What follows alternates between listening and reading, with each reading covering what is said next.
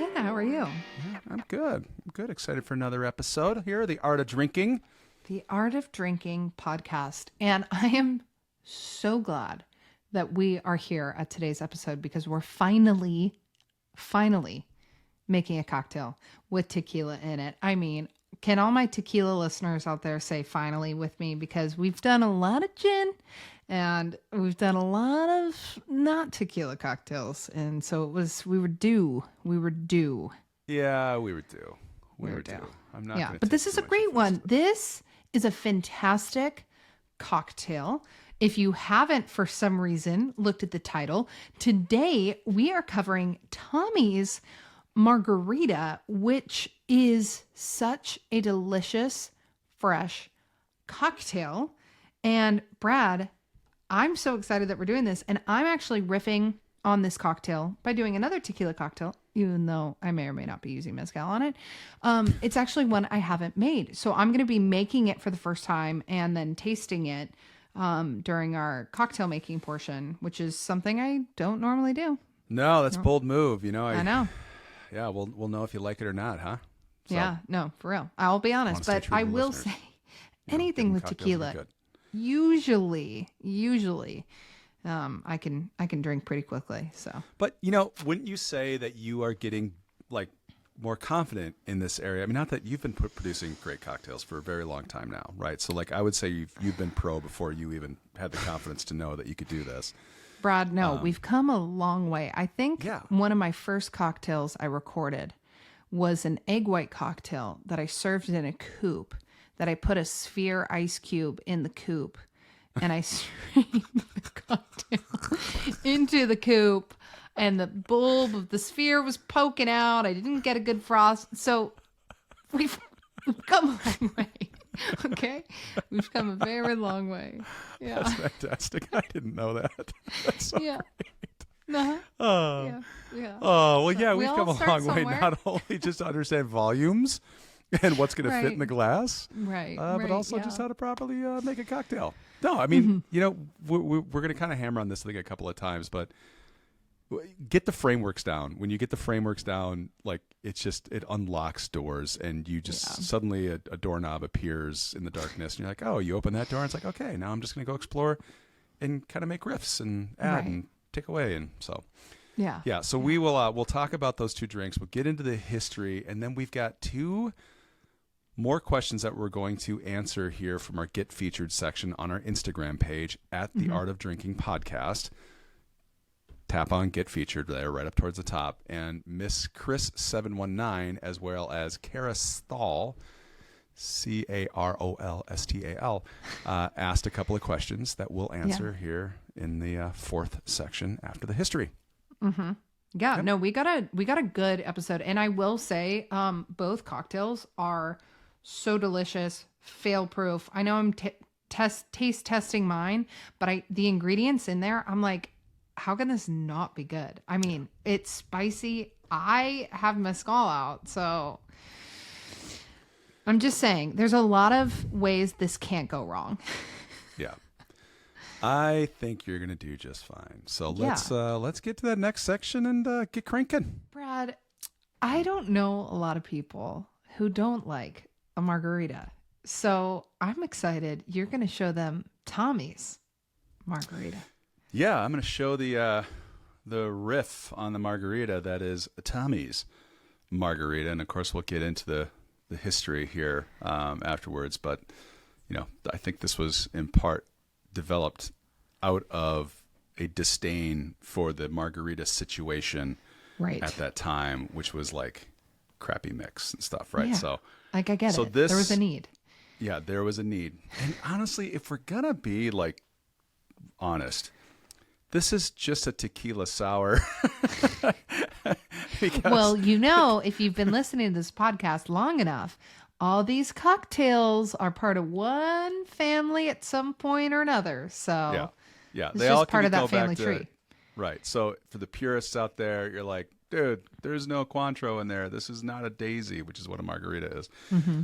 This is a tequila sour, and I will agree with you. But it's called Tommy's Margarita, and that is the name it shall go by Tommy. in my book.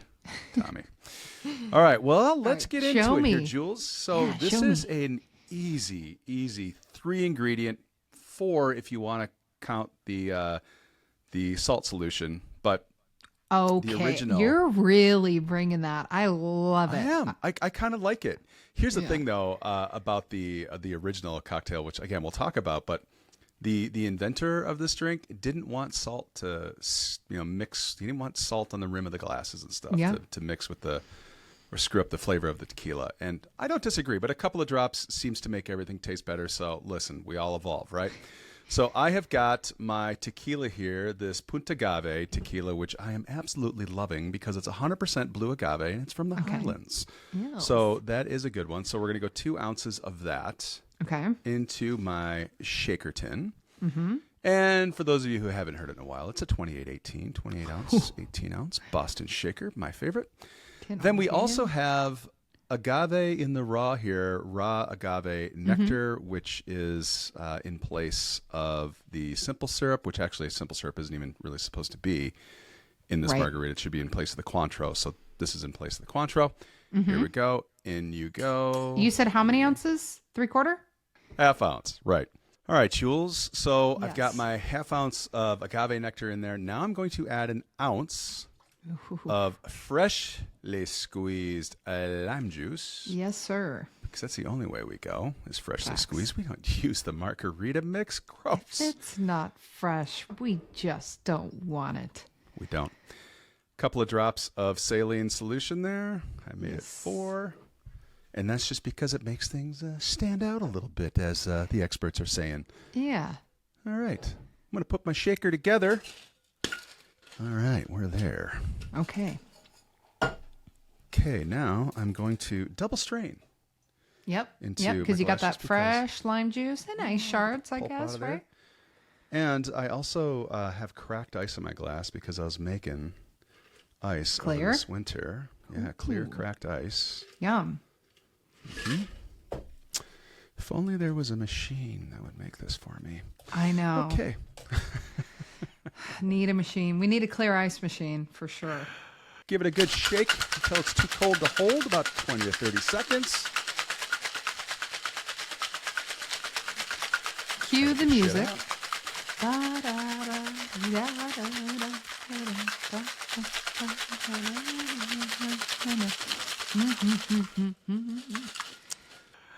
Then I shall garnish with a lime wheel. What? Hello, lime wheel. What? Yeah. And that, my friends, is a Tommy's Margarita, which is delicious. Yeah, I feel like if you love tequila, it's a great way to bring in just like your fresh ingredients, classic marg, but just elevate. It's one of those cocktails, Brad. We've said it before. We'll say it again. Ingredients matter. Use the good stuff. And you really can taste the tequila. It's not in a bad way. It's just the tequila really shines through. So the inventor was not wrong. Tommy. Okay. All right, Jules, what you got? Mm-hmm. All right. So I've been wanting to make this cocktail for a while. Full disclosure. I've never made it before, but I know it's very popular. There's a lot of different recipes out there. There's even a book called The Tequila Mockingbird. So I wanted to make it today on the podcast live. The recipe I'm using, there are multiple recipes. So I don't know which one's the right one, but this one sounded the most appealing for me and my taste. This is made by a New York bartender, Greg Cider. He's also the author of Alchemy in a Glass. So this is his recipe. Okay. And I'm going to follow it to a T, except I'm going to use a little mezcal instead of tequila. Hey, but now. You can use tequila blanco for this. I'm going to be using a mezcal. It's totally up to you. The other thing I'm going to do, because I saw this online, you can do watermelon cubes. I had watermelon juice. I'm going to be doing that. But if you just have a fresh watermelon and you're cutting it up, do that. But I'm using 2 ounces of fresh watermelon juice. Those wondering, well, how do you have fresh watermelon juice and not, watermelon cubes? Well, fun fact. I actually made watermelon juice last summer. And I actually believe maybe it was earlier than last summer, but I made the juice and I didn't use it all. So I froze it. So I took it out ahead of this. Yeah. So I'm just using fresh watermelon juice, 2 ounces. Nice. Into my shaker. And then 3/4 of an ounce fresh lime juice. Normally, I do a 1/2 ounce of agave syrup. He does 3/4. So I'm going to do 3/4. And Brad, I have wholesome agave. So wholesome. That just feels like it's good for you. Wholesome agave. Wholesome. Get it inside you. So it's good for you. I'm doing his recommended 3/4 of an ounce. All right. I'll let you know if you could cut it to a 1/2. I'm sure you could. The other thing is sweet you want things. Sure. Jalapeno. Jalapeno. Hello, my spicy little friend. Okay. 2 ounces. 2 ounces. Of mezcal. Of Jules's favorite spirit. Jules's juice. I like mezcal. Yeah. Hey, nothing wrong with that. All right, shake it up. Yeah. Good. That's cold. Nice. It's so cold I can't. Okay, there we go. Okay, I will say, Brad, I know you're like, really, Jules? Have you switched to a cobbler? This is the only cobbler shaker I have that does not ever spill, leak. I love it. I love this thing. Okay, so you clearly saw the expression on my face. I'm like, really? Yeah, you're like, cobbler shaker? Come on.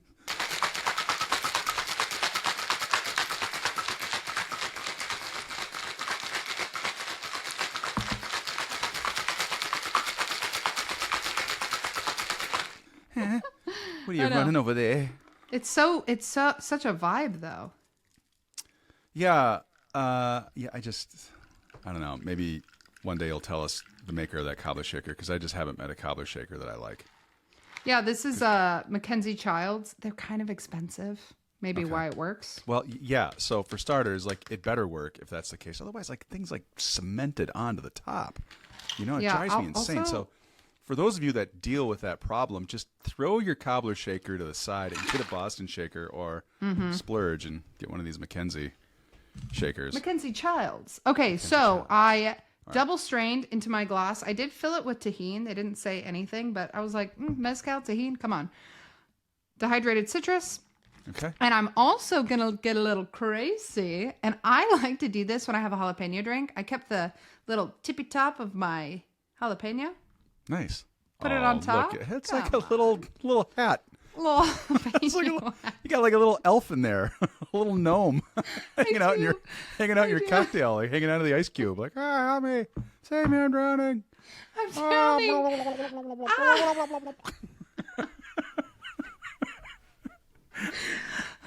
Okay, Nomi. Oh boy. How's the water? It's fine. Wow. All right, let's try it. Come on, Jesus. Okay, Jules. usually they're curled. Oh. Yeah. Oh my God. All right. Nomi Is this approves. the drink of the summer? It wow. could be. I don't know. Holy smokes. You got a garden gnome in there. You got watermelon juice. Okay, that note to self. Drink of the summer. Never garnish your drink with a jalapeno hat ever again. All right. No hats. No hats. Oh boy. Okay. All right. So you and Elmer approve. That's great. Okay. Okay. Couple of things. I would cut back if I were making a second one. I would cut back on the sugar. It's great. Trust me, you'll love it. But it is on the sweeter side. So I would cut it to a 1/2 ounce. And then I do think using fresh watermelon cubes would just make it just a little bit. But again, wait until watermelon is in season, because if you get a dud of a watermelon, this isn't going to taste good. But man, this is so delicious and refreshing and just yum. This is great. You know, I will give a shout out to the folks at Twisted Alchemy here, because they did send us some cold pressed juices, which we've been playing with. And there was a watermelon, and I say was because I went through it quickly. There was a watermelon juice in there that, you know, if you don't want to press your own watermelon juice. Yeah. This was fantastic. I mean, I made a couple of drinks with it, and then one morning I just maybe had a little too much drink the night before and guzzled it. It was delicious. I mean, cold watermelon or watermelon juice when you're hungover. Oh, yeah. Yeah. So good. So good.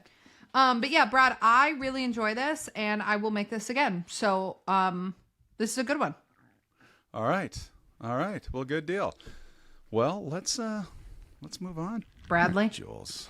All right. Well, let's get into the history of the Tommy's Margarita, which, as you can imagine, Tommy's was not the first margarita. No. The history of the margarita, which I think was episode 4. In fact, I know it was episode 4 for us. We got into the history, and so if you didn't listen to that episode, here's the short version. So we think it was invented somewhere between the 1930s and 1940s. Some say it's a happy accident that happened in Tijuana during Prohibition, because we loved going to Tijuana during Prohibition because we couldn't drink here. Yep. And others say that it was invented by socialites who invented a drink for a party, or the drink was named for a beautiful woman that was smitten by the bartender. Invented for a beautiful woman by a smitten bartender. Yes. Or even the famous actress Rita Hayworth was one of the other reasons. Whatever the case may be, it was only a matter of time, in my opinion, before somebody actually just said, hey, let's take this Daisy cocktail framework and add tequila, and boom, this margarita is born, right? Like, it wasn't like, this is how all great cocktails are invented. You take a framework, you make a twist. Yep. Same thing with Tommy's Margarita. So in this case, of course, this is a twist on a classic, but as I said in the last section, like, it's really a tequila sour. Yeah. And if we're splitting hairs, like, this isn't a margarita, it's a tequila sour, but served in a Mexican restaurant. Therefore, it has lime juice and tequila in it. It must be a margarita. Brad. Yeah. Can I guess when it was invented? I'm liking this part. Yeah. So I don't know why 2005 is sticking out to me. Well, you're wrong, but damn it. But that's how far off? How far off? A little ways. Oh, but boy. You're not wrong to feel that way, and let me tell you why. Okay. I thought I was getting a leg up on you. I was like, nice. Yeah. No. Okay. Well, sorry. But it was a good one. It was a good guess. All right. Here's the deal. Let's go back to the beginning. Let's go back to young Julio Bermejo. And he had 2 parents named Elmi and Tomas, and they owned Tommy's Mexican restaurant in the beautiful city of San Francisco. In fact, the Richmond district of San Francisco, which is off of Geary Street, kind of the northwest corner of the city, below Golden Gate Park, for those of you who aren't familiar. And the restaurant still stands. So it's still there today. So Julio was a bit of a rapscallion when he was a young lad.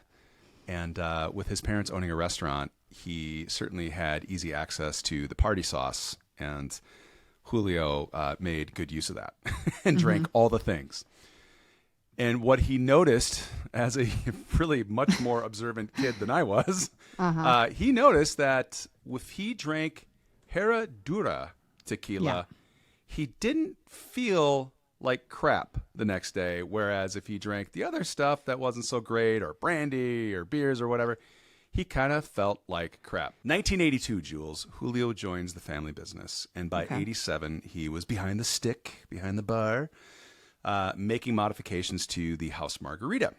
Now, Julio, recalling his youth and his experience with the bad stuff, opted for the good stuff when he was making changes to the house margarita. So he took the Jose Cuervo, I'm assuming they said it was a mixto, but Jose Cuervo's mixto, and any Mexican restaurant I've ever gone to served a margarita back in like the 80s and 90s. Well, I wasn't drinking in the 80s. But, way back then, these, crappy, just mixto stuff, it was usually Jose Cuervo. Sorry, guys. But you know what you made, and you know what it is. All right, so he threw that aside and poured Herradura, and that was an improvement that was made, and people responded to that. And then you're going to be like, okay, yeah, but so where was the Cointreau in all of this, right? Well, apparently the restaurant, Julio's predecessor, whoever made this margarita recipe up, maybe it was one of the parents, they didn't have Cointreau in the margarita. It disappeared from the restaurant, probably because it was an expensive ingredient. So they just didn't do it. And instead, they used simple syrup instead of Cointreau to replace the sweet. Now, my margarita recipe has Cointreau and a little bit of simple syrup just because I think you're a sweet guy. I'm a sweet guy. I got a sweet tooth. That's how that works. I can't help it. Back to the story. Here we go. So he thinks to himself, well, gosh, there's this agave nectar that's out there, and that comes from the same plant the tequila comes from. So let's swap out the simple syrup for agave nectar. That was change number 2. And then while he was at it, he's like, we really should use fresh lime juice instead of margarita mix. Smart man.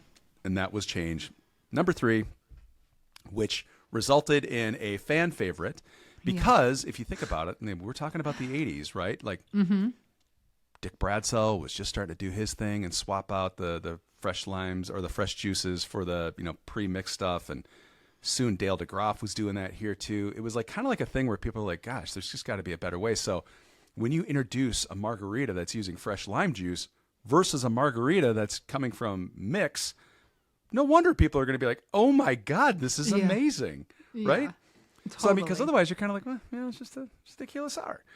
So this drink. Well, plus, if they're trying to cut down on costs with the Cointreau, they're like, okay, well, we still want it to be a level up. Limes, I'm sure, are cheaper than Cointreau, so you might as well, give one for the other, right? Right, totally.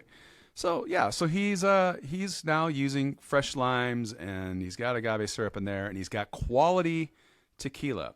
Well, Julio's passion for quality ingredients and a passion for tequila set the stage for something that was kind of amazing that started to happen. So he started bringing in and tasting a large selection of 100% blue agaves.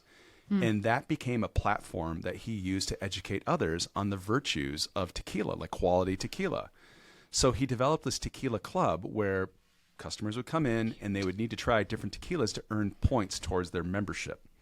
So now he is establishing like this tequila tasting bar, which was like freaking unheard of at this time. Awesome.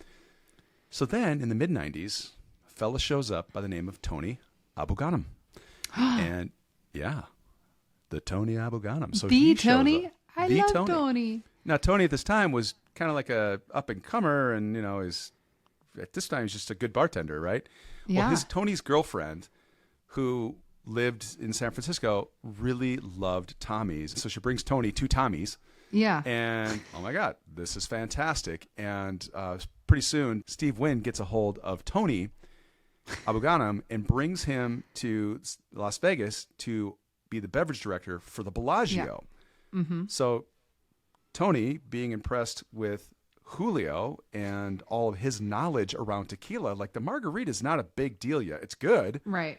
But it's not like a thing that not a reason why Tony brought him in.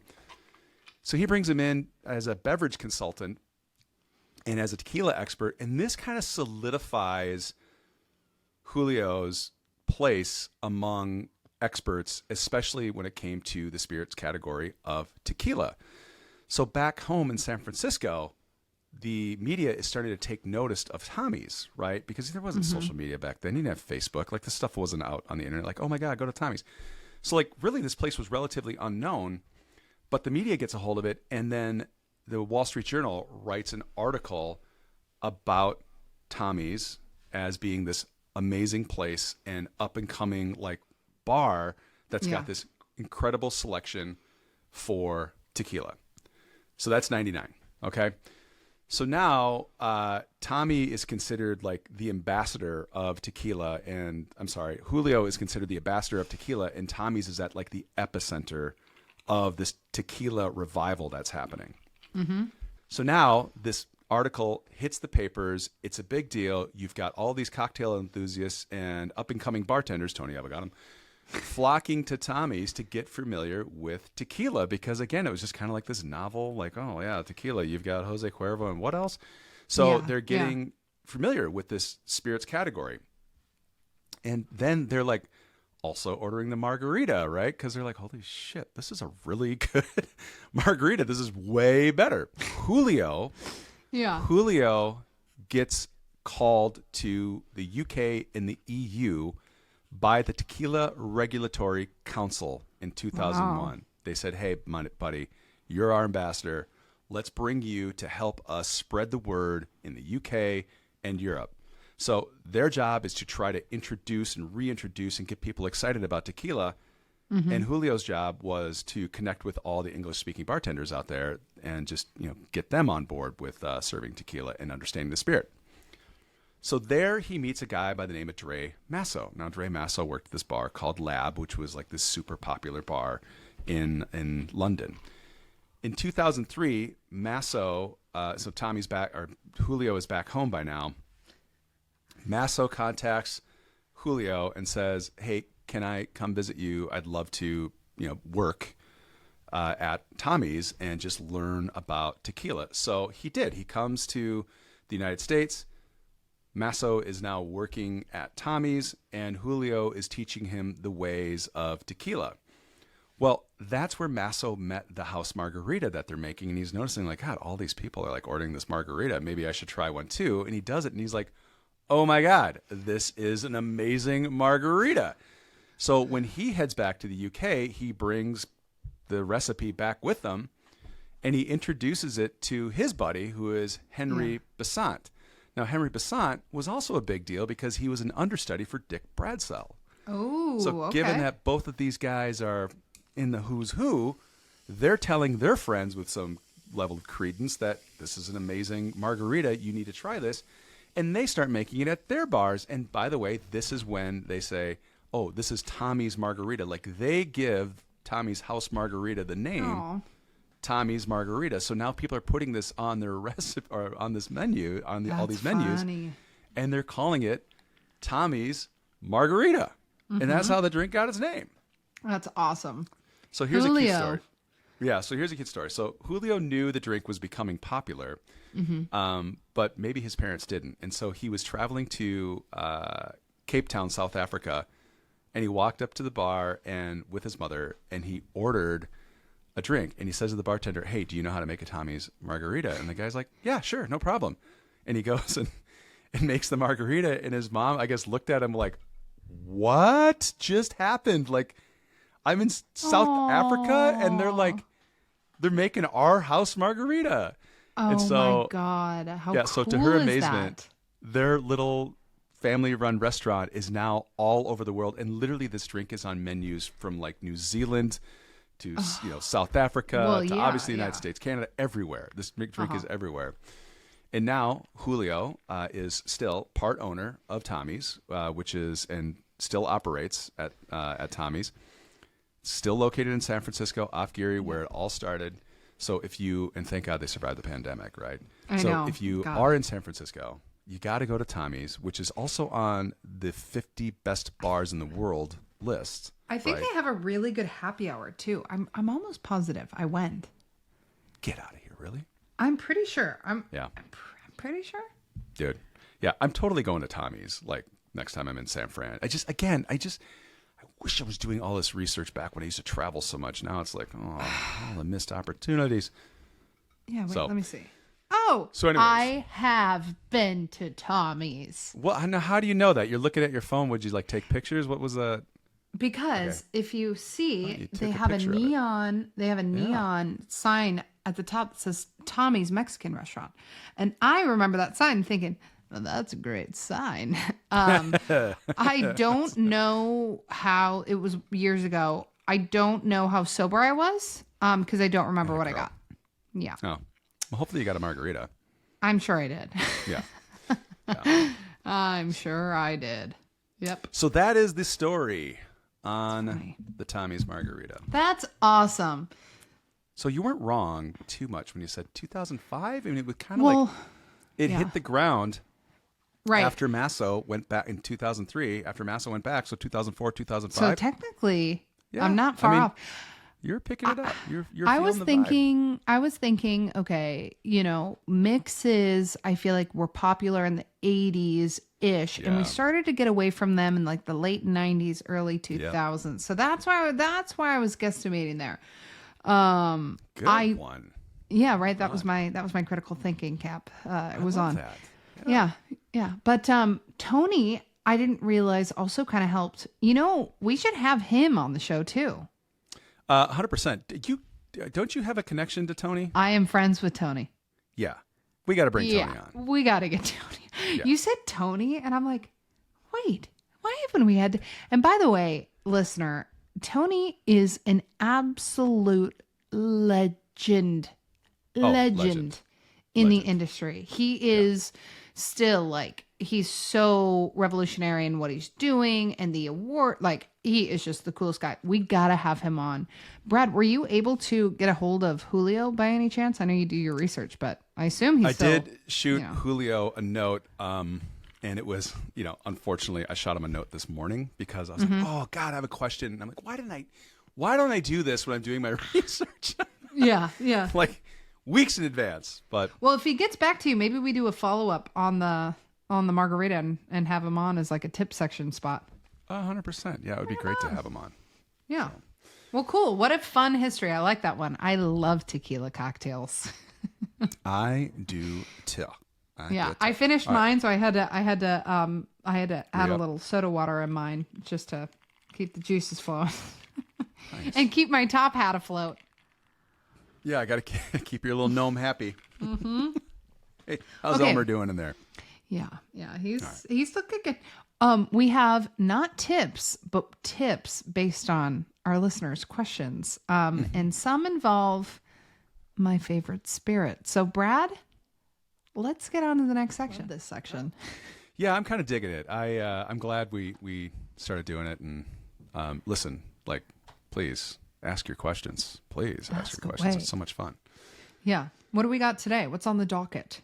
Well, today the docket is we've got 2 questions, Jules. Okay. One is by Carol Stahl.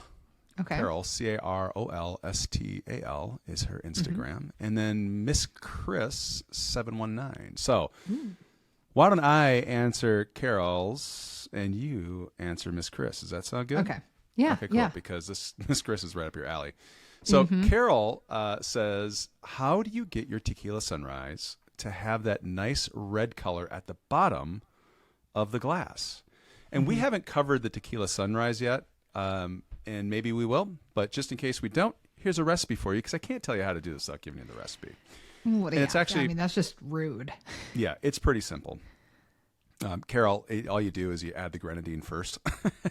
And that's all that there is to it. But let me give you a recipe for it and tell you how to build it, and then kind of bring this to life for you in your mind's eye. So what you're going to do is you're going to take 2 ounces of tequila, and you are going to take 4 ounces of fresh squeezed orange juice, and you are going to shake that in your shaker. And then you are going to take a ½ ounce of grenadine, preferably homemade grenadine, but if you want to use the nuclear red stuff that you get at the store, I won't tell if you don't, but the homemade stuff's really better. Yeah. Okay. So you are going to add your grenadine, a ½ ounce, to the bottom of your Collins glass. Then you're going to put in your ice, and then you are going to pour in your orange juice and tequila that you just shook up. And then what you want to do is you want to take your bar spoon, and you want to put your bar spoon in the bottom and just gently kind of move it around and just, stir up the bottom a little bit. You don't want to fully incorporate it all the way to the top, but you don't want that red, solid, clear line at the bottom either. You kind of want that to mix in like a sunrise. And what you'll see is it'll start to mix up. It'll be darker at the bottom and gradually get lighter until it fades totally away into orange at the top. And that is how you do that. So easy. I will say, Brad, as a little tip, you say blend. What I found, it's kind of like when you talk about, maybe we talk about this in the mint julep, but I find the bar spoon trick where you just gently lift up and push down and lift up and push down. Yeah, but just not too much, because you don't want it coming all the way to the top. Yeah. Right. But instead of mixing it in a circle motion, I feel like lifting up a little bit kind of helps to give you that more gradual, beautiful. Right. Well, I tell you what, Carol, make 2. One Jules' way, one my way, and see which one works out. And then take a picture and post it back to us. Tag us. Yeah. All right. Okay. Jules, what you got?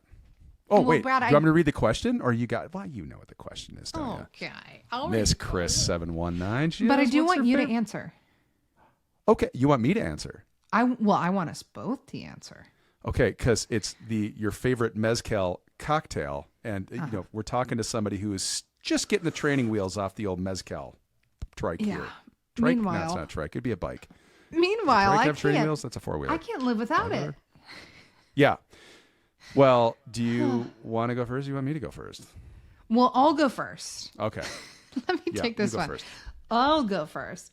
So, favorite mezcal cocktail. So, there are a lot of answers here. I love them all. Anything with tequila and with mezcal is my favorite. But there are two that really stand out. One I will almost always get when I visit Mexico because they have these, and you can get them here for sure, but they use them everywhere. These like little limes, like they're like the key limes, but they're just like, they're different. They're the little baby limes. They are just so different in flavor. They're so delicious. Yeah, they're small. Yeah. Yeah. So they make a mezcalita and it is so fresh. It's your mezcal, you got your lime juice, you got fresh orange juice, you got a salt rim, a little bit of agave. And it's kind of like a Tommy's Margarita, I guess, because I don't think, depends on where you go, I don't think in your mezcalitas you necessarily need orange liqueur because you have the fresh orange juice. And I'm telling you, when you get it down there, and we can recreate it. I think I have a video up, but I'll share it again. The mezcalita, it's just like such fresh flavors with that earthy, smoky mezcal. It's just chef's kiss. Now, the other cocktail I will say that is so freaking delicious, it's a riff off the Paper Plane, is the Naked and Famous. Now, that is with mezcal, Aperol, yellow chartreuse, and fresh squeezed lime juice. Yeah. It's just good. That is good. That is good. Actually, a friend of mine asked me, his sister picked up a bottle of yellow chartreuse, and he's like, what do I make? I don't know what you can do with this, but you should ask Brad. And she showed it to me. I'm like, oh yeah, no, totally. Naked and Famous. That's the way you want to go. So good. I do like a Naked and Famous as well. I'm a big fan of the Oaxacan Old Fashioned. So you got tequila. I knew you were going to say that. It's just so good. You know, it adds a nice little smoky flavor to the tequila or to the Old Fashioned. Bitters.